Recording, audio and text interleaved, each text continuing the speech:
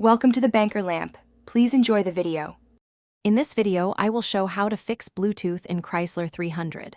Start by turning the car off for at least 30 seconds to allow a full system reset. Then power it back on and try reconnecting your phone from the vehicle Bluetooth menu. If the connection still fails, delete the existing pairing on both phone and head unit and repeat the pairing steps carefully to ensure a clean connection. Let's check your phone settings in a few simple steps, warm and easy.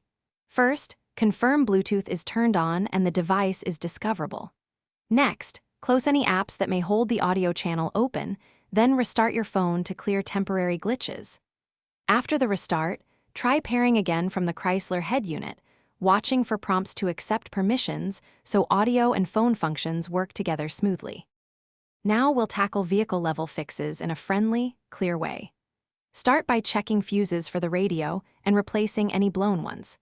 If that doesn't help, perform a soft reset of the Uconnect or head unit following the owner manual steps. Finally, consider updating the head unit firmware via USB or at a dealer to resolve compatibility and stability issues that commonly affect Bluetooth connections. Thanks for watching. If this was helpful, leave a like and consider subscribing. See you next time.